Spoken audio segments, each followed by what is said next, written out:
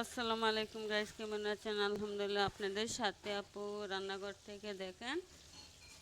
এখানে আমি কাতলা মাছ কাতলা মাছ আমি আজকে অন্যরকম নতুন রেসিপি করব। আপনারা দেখতে থাকেন আমি কিভাবে নতুন রেসিপিটা করি।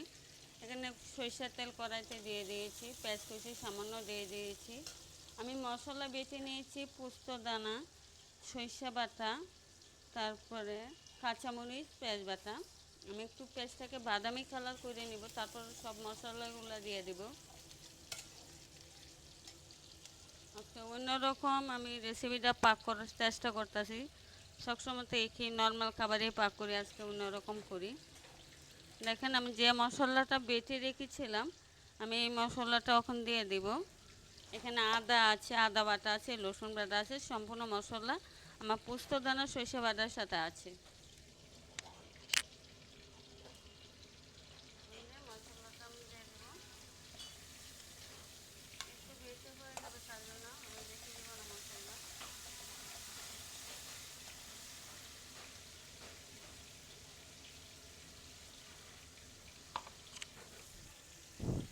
এটা আদা আছে, রসুন বাটা আছে, পোস্তদানা বাটা, সরষে বাটা আমি একসাথে দেখতে থাকেন আমার নতুন রেসিপি। এরকম জিরা বাটা সম্পূর্ণ মশলা এখানে আমি বেটে নিয়েছি। এখন আমি মশলা অ্যাড করে দিব একটু।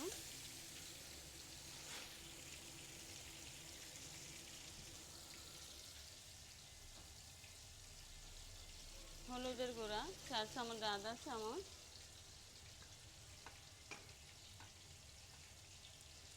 মরিচের গুঁড়া 4 চামচ, আদা চামচ, পরিমাণ মতো লবণ,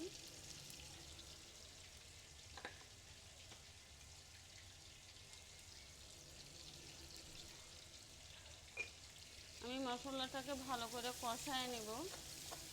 আজকে আমি একটা নতুন রেসিপি করতেছি, আপনারা দেখতে থাকেন আমি কীভাবে নতুন রেসিপিটা করি। এখানে আমার রুই মাছ কেটে ধুয়ে পরিষ্কার করে ভেজে নিচ্ছি। আমার বোন এখানে আমাকে সহযোগিতা করতেছে। এখানে মশলার মধ্যে একটু পানি অ্যাড করে দিব এখন।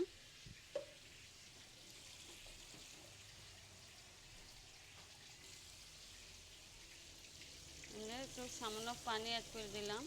মশলা সরিষা বাটার মধ্যে এমনি তেল আছে, তেল দিব না, আমি পানি অ্যাড করে দিয়েছি। 5 মিনিট মশলা ভালো করে কষায় নেব।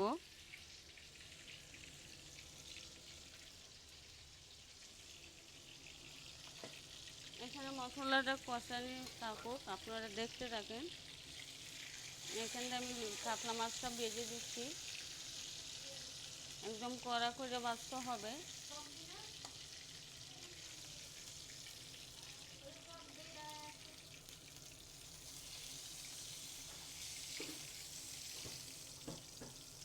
দেখেন কড়া করে আমি মাছটাকে ভেজে নিব।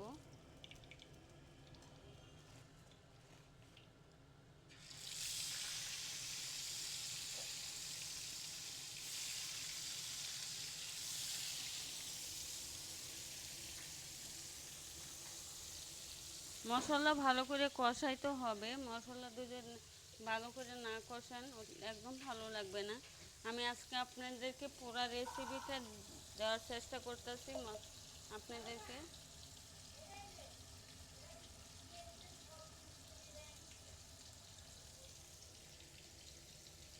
দেখতে থাকেন আমি মশলা কীভাবে কষায় নিচ্ছি।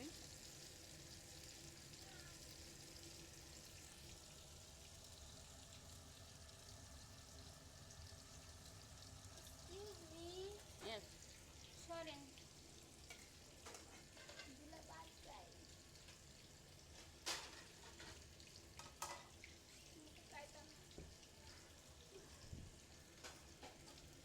কিন্তু আপনারা সবসময় চেষ্টা করবেন মশলা ভালো করে কষানোর জন্য। আমি এটা পোস্তদানা দিয়ে পাক করবো, সরষে বাটা, পোস্তদানা, কাঁচামরিচ, আমি আদা বাটা, রসুন বাটা, জিরা বাটা আমি সম্পূর্ণ একসাথে মিক্স করে নিয়েছি, তার জন্য আমি আর মশলা অ্যাড করতেছি না। এই যে মশলা আমার কষানো হয়ে গেছে, আমি এখন মাছটা দিয়ে দিয়েছি। অনেকক্ষণ ধরে মশলা আমি কষাই নিয়েছি। দেখেন কাতলা মাছগুলো আমি দিয়ে দিব। আমার পাতিলটা একদম ছোটো হয়ে গেছে দেখে দেখাতে পারলাম না। যে কষানো হয়ে গেছে, আমি কাতলা মাছটা দিয়ে দিব এখন।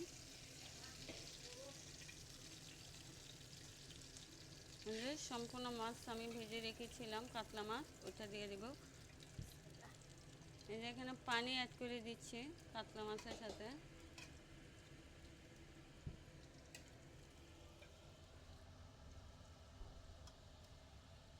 দেখেন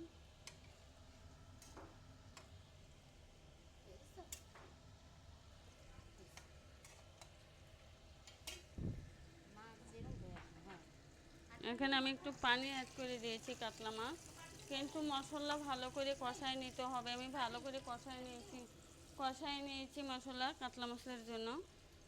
আপনারা ভালো করে চেষ্টা করবেন কষাইতে। আমি 10 মিনিটের জন্য এখন ডেকে দিব।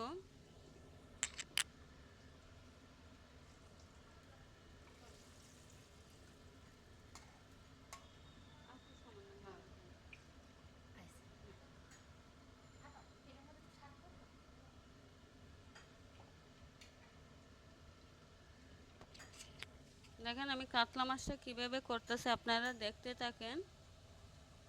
আমি এখন কয়টা কাঁচামরিচ দিয়ে দিব এখানে। এই যে কয়টা কাঁচামরিচ দিয়ে দিয়েছি।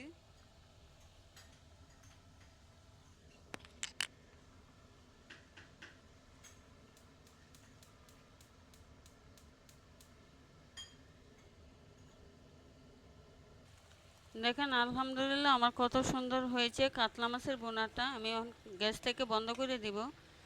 দৈন্যহাতা আছে, হ্যাঁ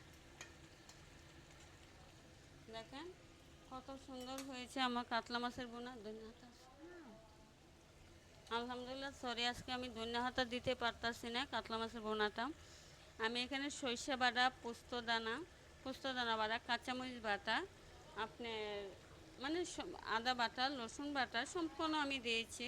আজকে অন্যরকম রেসিপিটা, কাতলা মাছের রেসিপিটা করেছি। নতুন রেসিপি, আপনারা দেখতে ভুলবেন না। আমি কি কি মশলা দিয়েছি আপনাদেরকে অবশ্যই এখানে দেওয়া আছে। আমি কি কি মশলা দিয়েছি আপনারা দেখে আসবেন।